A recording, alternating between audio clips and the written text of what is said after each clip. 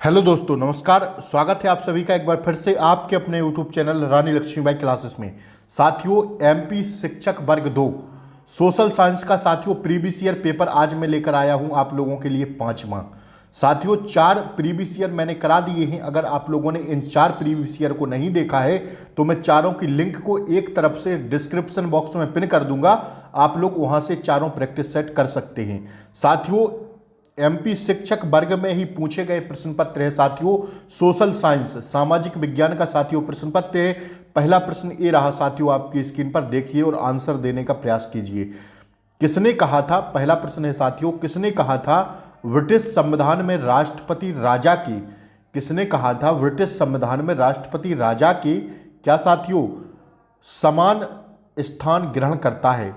यह साथियों किसने कहा था? तो यह कहा था डॉक्टर बी.आर. अम्बेडकर ने। भीमराव अंबेडकर ने यह कथन कहा था, ध्यान रखिएगा साथियों, ठीक है। आइए अब हम लोग दूसरा प्रश्न साथियों देखते हैं। देखिए साथियों, ये रहा आपकी स्क्रीन पर दूसरा प्रश्न। महमूद गजनबी ने सोमनाथ मंदिर पर हमला किया था। महमूद गजनबी ने सोमनाथ मंदिर पर हमला किया था। उस समय गुजरात का शासक कौन था साथियों? यह प्रश्न बताना है। तो उस टाइम गुजरात का शासक था साथियों भीमदेव। ध्यान रखिएगा कौन था साथियों? भीमदेव इसका राइट आंसर है। तीसरा प्रश्न साथियों हम लोग देखते हैं। आइए तीसरा प्रश्न ये रहा, निम्नलिखित में से आदिल शाही वंश के मोहम्मद आदिल शाह का मकबरा कौन सा है साथियों? तो आदिल शाह का मकबरा जो है साथियों वो है गोल गुंबज। कौन सा साथियों? गोल गुंबज इसका राइट आंसर है। अति महत्वपूर्ण प्रश्न है साथियों, अति संभावित प्रश्न है। ध्यान रखिएगा साथियों, ऐसे ही प्रश्न आपको आपकी परीक्षा में देखने को मिलेंगे। ध्यान रखिएगा, प्रीवियस ईयर से ही प्रश्न पत्र बनाया जाता है। संविधान में डैश डैश डैश ने मानवतावादी सामाजिक उपदेशों को निर्धारित किया जिनका उद्देश्य सामाजिक क्रांति है। तो साथियों किसमें किया? समानता का अधिकार में, समान संरक्षण के अधिकार में, शिक्षा के अधिकार में, या राज्य के नीति निर्देशक तत्व में? तो साथियों ध्यान रखिएगा, किसमें किया? राज्य के नीति निर्देशक तत्व में। अगर राज्य के नीति निर्देशक तत्व की बात करें साथियों तो यह संविधान के भाग 4 के अंतर्गत आते हैं। ध्यान रखिएगा, संविधान के भाग 4 के अंतर्गत आते हैं राज्य के नीति निर्देशक तत्व। और इनका संविधान में जो उल्लेख है वो आर्टिकल 36 से आर्टिकल 51 तक है। ध्यान रखिएगा, भाग 4 के अंतर्गत आते हैं। भाग पहले की बात करें अगर, तो भाग पहले में भारत का राज्य क्षेत्र का वर्णन दिया हुआ है संविधान में। भाग 2 की बात करें साथियों तो नागरिकता से संबंधित है भाग 2। और अगर भाग 3 की साथियों बात करें तो मौलिक अधिकार दिए गए हैं। और साथियों भाग 4 में आते हैं आपके राज्य के नीति निर्देशक तत्व। हर पॉइंट परीक्षा की दृष्टि से मोस्ट इंपोर्टेंट है, आप लोग लिख लीजिएगा। साथियों पांचवा प्रश्न हम लोग देखते हैं। पांचवा प्रश्न ये रहा आपकी स्क्रीन पर, ऐसा परीक्षण जो किसी विशेष क्षेत्र में व्यक्ति के प्रदर्शन का पूर्वानुमान ऐसा परीक्षण जो किसी विशेष क्षेत्र में व्यक्ति के प्रदर्शन का पूर्वानुमान करता है साथियों वह क्या कहलाता है? तो वह कहलाता है साथियों पूर्वानुमान परीक्षण। क्या साथियों? पूर्वानुमान परीक्षण कहलाता है। ध्यान रखिएगा इस बात को आप लोग। हम लोग छठवां क्वेश्चन साथियों देखते हैं, रहा आपकी स्क्रीन पर। निम्नलिखित में से कौन सा होंडुरान एमराल्ड को सही तरह से दर्शाता है? तो साथियों वह दर्शाता है क्या? होंडुरास का एक लुप्त प्राय पक्षी। कौन साथियों? होंडुरास का एक लुप्त प्राय पक्षी दर्शाता है। आइए साथियों सातवां प्रश्न को हम लोग देखते हैं। पूछा गया है, निम्नलिखित में से Pohang iron and steel company के किस देश से है साथियों? क्या पोहान आयरन एंड स्टील कंपनी किस देश से है? तो साथियों पोहान आयरन स्टील जो कंपनी है वह साथियों दक्षिण कोरिया से है। ऑप्शन ए इसका करेक्ट जवाब है। आठवां प्रश्न साथियों ये रहा आपकी स्क्रीन पर, हर्बर्ट शिखर सिद्धांत निम्नलिखित में से किससे संबंधित है? तो साथियों ध्यान रखिएगा, हर्बर्ट शिखर सिद्धांत किससे संबंधित है साथियों? पेट्रोलियम से संबंधित है। That's your answer. Option B इसका सही जवाब है। साथियों अगर आप लोग चैनल पर नए हों, जो भी मेरे दोस्त नए हों वो चैनल को प्लीज़ आप लोग सब्सक्राइब कर लें, बेल आइकन प्रेस कर दें और साथियों क्लास को जमकर शेयर करें। जो भी साथियों सामाजिक विज्ञान से वर्ग 2 की परीक्षा देने जा रहे हैं उन साथियों को तक आप यह क्लास को पहुंचाने का साथियों पहुंचाएं आप लोग। ध्यान रखिएगा, ठीक है। प्रधानमंत्री कार्यालय के प्रशासनिक मुख्य कौन है? प्रश्न पूछा है, प्रधानमंत्री कार्यालय के प्रशासनिक प्रमुख कौन है? तो वह होते हैं साथियों प्रधान सचिव। कौन होता है साथियों? प्रधानमंत्री का कार्यालय प्रशासन। तो साथियों कौन होता है साथियों? प्रशासनिक प्रमुख प्रधानमंत्री का, वो होता है साथियों प्रधान सचिव। ऑप्शन बी इसका सही जवाब है। साथियों हम लोग 10वां प्रश्न देखते हैं। आइए, रहा आपकी स्क्रीन पर। एक प्रकार का मूल्यांकन है जो छात्रों और शिक्षकों की प्रगति में सुधार और निगरानी के लिए किया जाता है, वह है साथियों रचनात्मक मूल्यांकन। कैसा मूल्यांकन है? रचनात्मक मूल्यांकन है। स्टार लगा लेना साथियों, अति संभावित प्रश्न है। 11वां प्रश्न साथियों ये रहा आपकी स्क्रीन पर। मन एक तबुला रस है, यह किसने कहा? मन एक तबला रस है, यह किसने कहा? साथियों मन एक तबला रस है, यह किसने कहा? यह किसने कहा साथियों कि मन एक तबला रस है? तो यह कहा साथियों जॉन लॉक ने। किसने साथियों? मन एक तबला रस है, यह कहा जॉन लॉक ने। ध्यान रखिए साथियों, ऐसे कथन आप लोग लिख लीजिए करिए।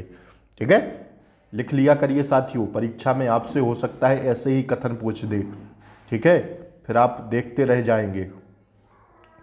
12वां प्रश्न ये रहा आपकी स्क्रीन पर, देखिए साथियों। अशोक मौर्य राजा बनने से पहले किस प्रांत में राज्यपाल के रूप में कार्य करते थे?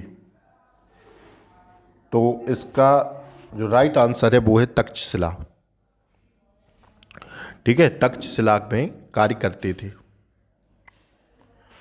अगला प्रश्न ये रहा आपकी स्क्रीन पर, देखिए। महिलाओं और बच्चों के काम के घंटों को प्रतिबंधित करने वाला पहला कारखाना अधिनियम किसके समय में अपनाया गया था? तो यह अपनाया गया था, ध्यान रखिएगा, लॉर्ड रिपन के समय। किसके समय साथियों? लॉर्ड रिपन के समय अपनाया गया था यह। ठीक है, ध्यान रखिएगा इस बात को। 14वां प्रश्न साथियों देखिए। भू संतुलन शब्द निम्न की व्याख्या करता है। साथियों भू संतुलन जो शब्द है वो किसकी व्याख्या करता है बताना है आपको। तो साथियों वह करता है संतुलन की स्थिति की। किसकी साथियों? संतुलन की स्थिति की भू संतुलन व्याख्या करता है साथियों। ध्यान रखिएगा, ऑप्शन बी इसका सही जवाब हो जाएगा। आइए 15वां प्रश्न साथियों हम लोग देखते हैं। अति महत्वपूर्ण प्रश्न है। भारत के स्वदेशी आंदोलन के दौरान लिखे गए गीत अमर सोनार बंगला ने, ढंग से पढ़िएगा, अमर सोनार बंगला ने बांग्लादेश की आज़ादी के संघर्ष को प्रेरित किया और इसे बांग्लादेश के राष्ट्रीय गान के रूप में अपनाया था। यह गीत किसने लिखा था साथियों? तो यह गीत लिखा था हमारे रविंद्रनाथ टैगोर जी ने। किसने साथियों? रविंद्रनाथ टैगोर जी ने लिखा था। स्टार लगा लेना साथियों, अति महत्वपूर्ण प्रश्न है।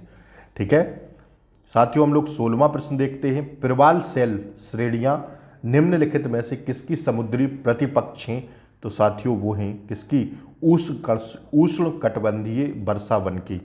किसकी साथियों? उष्ण कटिबंधीय वर्षा वन की हैं। ध्यान रखिएगा। ठीक है, आइए साथियों अगला प्रश्न हम लोग 17वां प्रश्न ये देखते हैं। ये आपकी स्क्रीन पर। हस्तशिल्प निर्यात संवर्धन परिषद EPCH, हस्तशिल्प निर्यात संवर्धन परिषद EPCH का मुख्यालय यहाँ है। कहाँ पर है साथियों? तो EPCH का मुख्यालय है, देखिएगा, EPCH का मुख्यालय है साथियों दिल्ली में। इस क्वेश्चन को आप लोग लिख लीजिएगा। ठीक है, आइएगा 18वां प्रश्न साथियों ये रहा आपकी स्क्रीन पर। निम्नलिखित में से किसने लोकप्रिय आक्रोश की लहर पैदा कर दी जिसके कारण अंग्रेजों द्वारा जलियांवाला बाग में नरसंहार हुआ? तो साथियों किस टाइम की थी? द रॉलेट एक्ट कानून के तहत।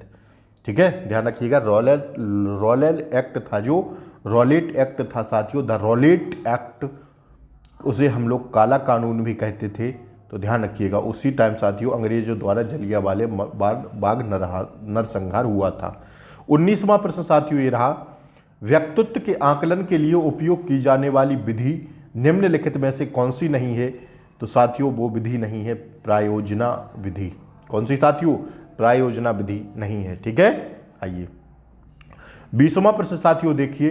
तीसरी शताब्दी ईसा पूर्व का स्तूप कौन सा नहीं है? ऑप्शंस आपके सामने हैं। तो साथियों वो नहीं है, कौन सा साथियों? धामिक स्तूप। ऑप्शन ए इसका सही जवाब हो जाएगा। तीसरी शताब्दी ईसा पूर्व का स्तूप कौन सा नहीं है साथियों? धामिक स्तूप नहीं है। ठीक है, आइएगा 21वां प्रश्न साथियों देखिए, कुतुब मीनार के परिसर में कौन सी संरचना नहीं है? तो साथियों कुतुब मीनार के परिसर में जो संरचना नहीं है वो साथियों नहीं है ऐबक का मकबरा। ठीक है, ऑप्शन सी इसका सही जवाब हो जाएगा। आइए साथियों 22वां प्रश्न हम लोग देखते हैं। ये रहा साथियों आपकी स्क्रीन पर 22वां प्रश्न। भारत में पहला बायोस्फीयर रिजर्व संरक्षित जैव मंडल कौन सा है साथियों? इस प्रश्न पर तो आप लोग जरूर ही स्टार लगा लेना साथियों, कई परीक्षाओं में पूछा गया प्रश्न है। भारत में पहला बायोस्फीयर रिजर्व संरक्षित जैव मंडल कौन सा है? तो साथियों वो है नीलगिरी बायोस्फीयर रिजर्व। कौन सा साथियों? नीलगिरी बायोस्फीयर रिजर्व है। ऑप्शन बी इसका सही जवाब है। That's your answer. ठीक है, आइएगा 23वां प्रश्न साथियों देखिए, भिटारी स्तंभ शिलालेख के अनुसार किस गुप्त राजा ने भिटारी स्तंभ शिलालेख के अनुसार किस गुप्त राजा ने हुना के लिए संघर्ष किया था? तो साथियों वो थे स्कंदगुप्त। कौन साथियों? स्कंदगुप्त इसका राइट आंसर है। ऑप्शन डी इसका सही जवाब है। आइए साथियों हम लोग 24वां प्रश्न देखते हैं। साथियों पूरे प्रश्न हैं, जितने भी साथियों पूछे गए हैं मैं आपको करा रहा हूँ। 60+ प्रश्न हर क्लास में रहते हैं साथियों। क्लास थोड़ी लंबी होती है तो आप लोग घबराया नहीं करें, क्योंकि साथियों प्रश्न की भी तो संख्या ज़्यादा है। आप लोग ये भी तो देखिए 60+ प्रश्न है, तो आप लोग ऐसे ही मेरे साथ करते चलेंगे तो साथियों आपका पेपर में कॉन्फिडेंस हाई रहेगा। ये मैं आपसे फिर कह रहा हूँ, आप लोग साथ साथ करते रहा करिए। जो मोस्ट इंपोर्टेंट लगे उसे स्टार लगा के नोट किया कीजिए। 24वां प्रश्न साथियों देखिए, निम्नलिखित में से गोवा पर शासन करने वाला अंतिम यूरोपीय देश कौन था? तो साथियों वो था पुर्तगाल। कौन सा साथियों? निम्नलिखित में से गोवा पर शासन करने वाला अंतिम यूरोपीय देश कौन था? तो वो था साथियों पुर्तगाल। ठीक है, आइए निम्नलिखित में से किसे विश्व के कॉफी पोर्ट के रूप में जाना जाता है? तो साथियों कॉफी पोर्ट के रूप में जाना जाता है सेंटोस को जाना जाता है साथियों कॉफी पोर्ट के रूप में। ध्यान रखिएगा, सेंटोस को जाना जाता है कॉफी पोर्ट के रूप में। ठीक है, ऑप्शन बी इसका सही जवाब है। 26वां प्रश्न साथियों ये रहा आपकी स्क्रीन पर देखिए, कौन सी धातु से हड़प्पन अज्ञात थे? तो साथियों बताना है कौन सी धातु से हड़प्पन अज्ञात थे? तो साथियों वो थी लौह धातु। कौन सी साथी? आयरन। ठीक है, आइए ये रहा साथियों आपकी स्क्रीन पर 27वां प्रश्न, किस संवैधानिक संशोधन अधिनियम ने संपत्ति के अधिकार को मौलिक अधिकारों की सूची से हटा दिया? तो साथियों किस संविधान संशोधन से साथियों पूछा है, किस संविधान संशोधन से? देखिए प्रश्न दोबारा पढ़िए, किस संविधान संशोधन अधिनियम ने संविधान के अधिकार को, जो संवैधानिक का अधिकार था साथियों, उसको मौलिक अधिकारों की सूची से हटा दिया है? तो साथियों 44वां अमेंडमेंट है। ठीक है, 44वें संविधान संशोधन के तहत संपत्ति के अधिकार को मौलिक अधिकार की सूची से हटा दिया गया है। ध्यान रखिएगा इस बात को, 44वां संविधान संशोधन के तहत। ठीक है, आइए 28वां प्रश्न साथियों ये रहा आपकी स्क्रीन पर देखिए, कृषि में निष्पक्षता को बढ़ावा देने के लिए सरकार ने कौन सी प्रणाली शुरू की थी जिसमें एक व्यक्ति द्वारा स्वाधिकृत भूमि का अधिकतम आकार नियत है? तो साथियों वो किया था, कौन सी साथियों? कौन सी थी? भूमि सीलिंग, लैंड सीलिंग। कौन सी साथियों? उसी को भूमि सीलिंग या लैंड सीलिंग कहते हैं। ऑप्शन ए इसका सही जवाब है साथियों 28 का। 29वां प्रश्न साथियों हम लोग देखते हैं, ये रहा आपकी स्क्रीन पर, द्वितीय पंचवर्षीय योजना को लोकप्रिय रूप में डैश डैश डैश के रूप में जाना जाता है? तो साथियों द्वितीय पंचवर्षीय योजना को जाना जाता है महानलोबस मॉडल के रूप में। साथियों पूरी पंचवर्षीय योजनाएं आपको देखकर जाना है, ध्यान रखिएगा। ठीक है, कब से कब तक, उनका सन किस पर आधारित थी, सब देखकर जाना है। महानलोबस मॉडल पर थी दूसरी दूसरी पंचवर्षीय योजना। ठीक है, आइए ये रहा साथियों 30वां प्रश्न। बताइए इसको, शिक्षाविदों का उनके योगदान के मिलान करें। तो साथियों इसका मिलान करना है, तो इसका मिलान हो जाएगा साथियों पहले का दूसरा साथियों वाइगोत्स्की का हो जाएगा रचनावादी अधिगम। साथियों बात करें अगले की तो बी का हो जाएगा साथियों एम स्किमर, इसका हो जाएगा साथियों कार्यक्रमबद्ध अधिगम। और साथियों तीसरा का हो जाएगा आपका ऑप्शन, तीसरा का हो जाएगा साथियों पहला। देख लीजिए साथियों पहले इसका आंसर, तो साथियों इसका होगा कौन सा आंसर राइट हो जाएगा साथियों, पहले का दूसरा, बी का चौथा, सी का पहला और साथियों डी का तीसरा। तो इस हिसाब से इसका राइट आंसर हो जाएगा, देखिए साथियों पहले का हो जाएगा क्या, वाइगोत्स्की का हो जाएगा कार्यक्रमबद्ध अधिगम। ठीक है, और साथियों बी का हो जाएगा क्या साथियों, बी का हो जाएगा, देखिए साथियों बी का हो जाएगा क्या, सॉरी देखिए साथियों दोबारा से देखिए एक बार, लिव वाइगोत्स्की का होगा साथियों रचनावादी अधिगम। ठीक है, ध्यान रखिएगा, लिव वाइगोत्स्की का होगा साथियों रचनावादी अधिगम।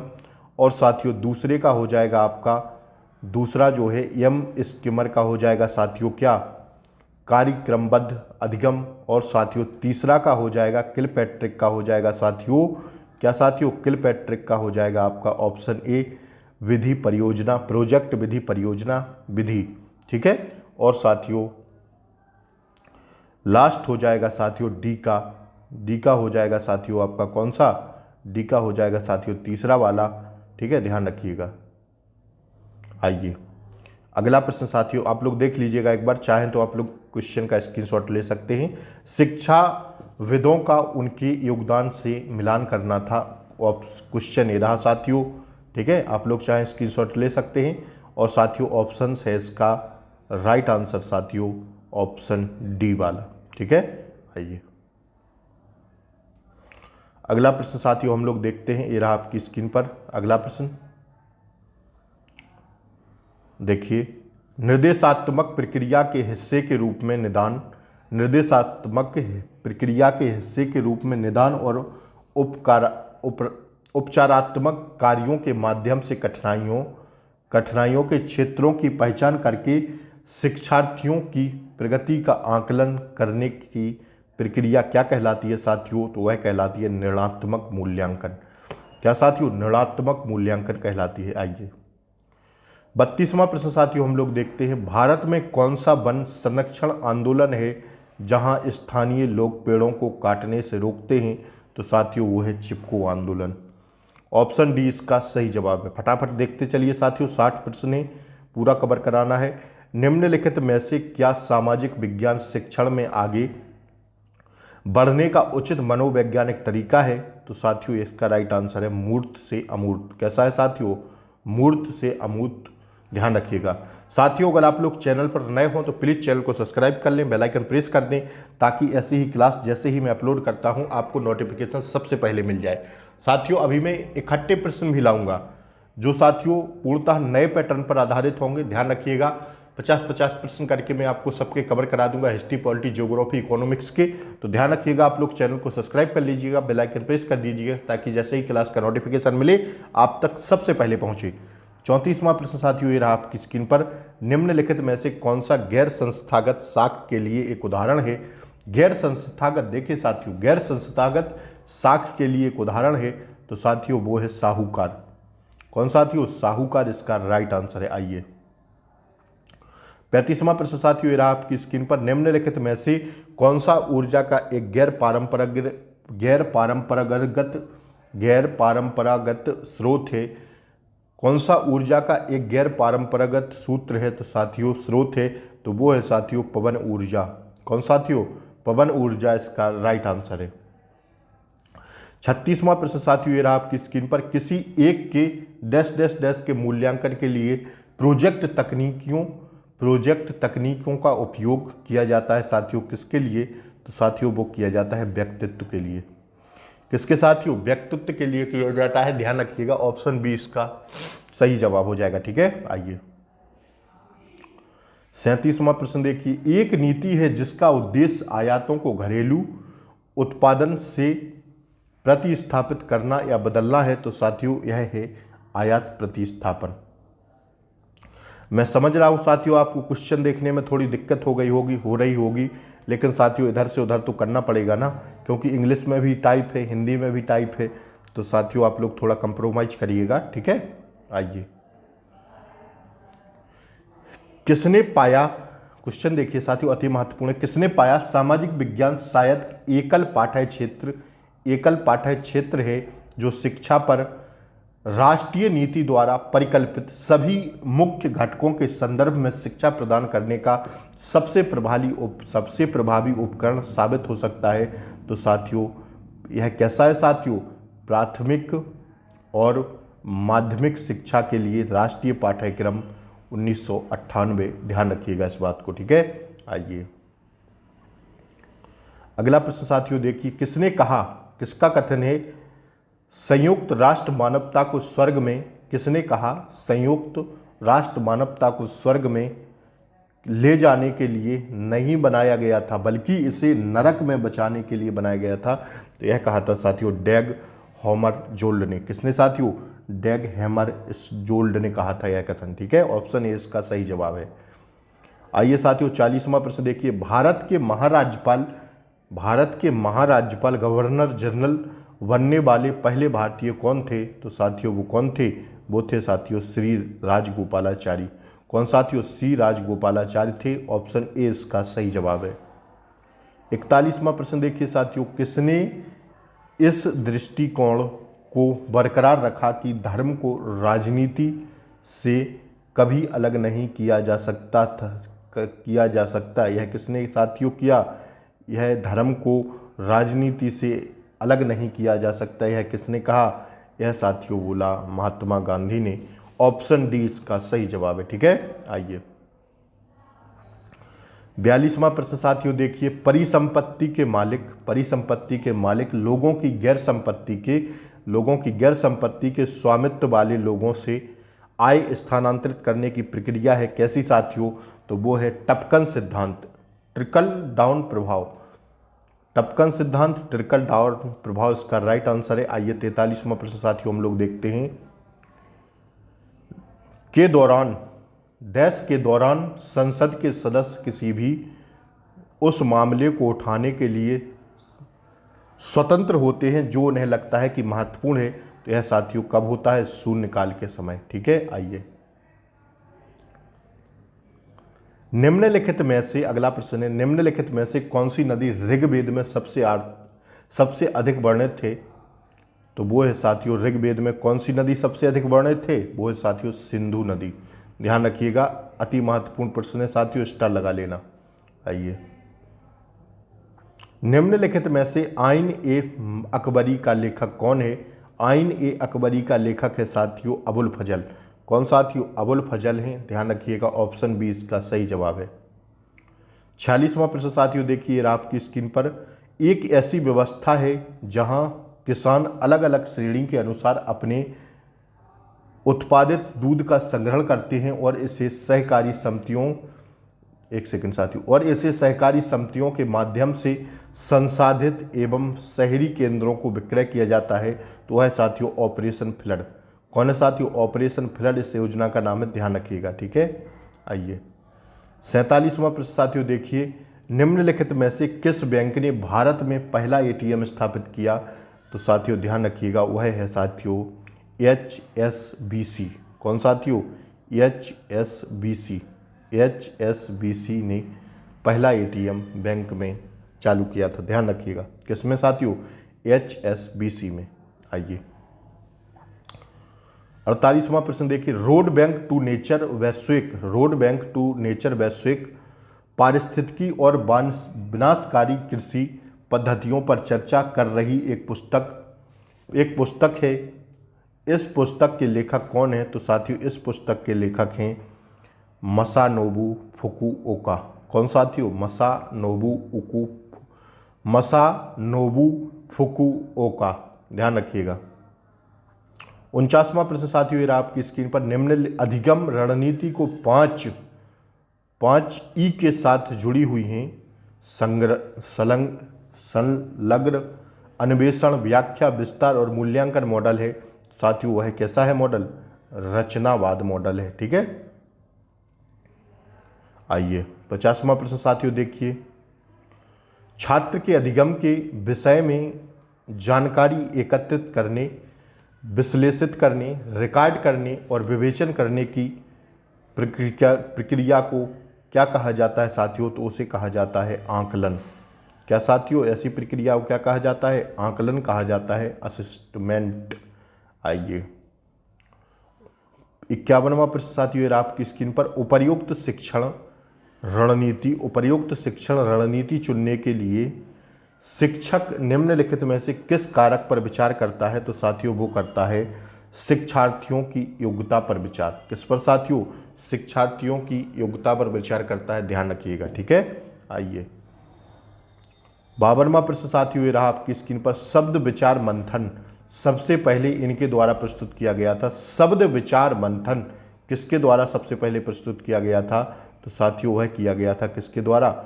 ओसबॉर्न के द्वारा। किसके द्वारा? ओसबॉर्न के द्वारा सबसे पहले प्रस्तुत किया गया था शब्द विचार मंथन। आइए आदर्शवाद दृढ़ता निम्न को बढ़ाता है। आदर्शवाद दृढ़ता निम्न को बढ़ाता है, किसको बढ़ाता है? तो साथियों वो बढ़ाता है संपूर्ण मूल्यों में आस्थावादी विश्वास को। आदर्शवाद दृढ़ता किसको बढ़ाता है साथियों? संपूर्ण मूल्यों में आस्थावादी विश्वास को। आइए ये रहा साथियों 54वां प्रश्न आपकी स्क्रीन पर। कक्षा में व्यक्तिगत अंतरों को समझने के लिए सामाजिक विज्ञान का शिक्षक कैसा होना चाहिए साथियों? तो वह होना चाहिए कैसा? विभिन्न अधिगम अनुभवों का उपयोग करता है शिक्षक, ध्यान रखिएगा। ठीक है, आइए 55वां प्रश्न साथियों, ये रहा आपकी स्क्रीन पर देखिए। शिक्षक स्वतंत्रता संघर्ष पर पाठ पढ़ाते हुए महात्मा गांधी द्वारा लिखे गए पत्रों की फोटो कॉपियां इसलिए दिखाता है, किस लिए दिखाता है साथियों? तो वह इसलिए दिखाता है ताकि तत्वों के साथ अवधारणाओं को जोड़ने के लिए। अति महत्वपूर्ण साथियों शिक्षक भर्ती के लिए पेपर है। हम तो कहते हैं 5-5 स्टार लगा लीजिएगा इस क्वेश्चन पर।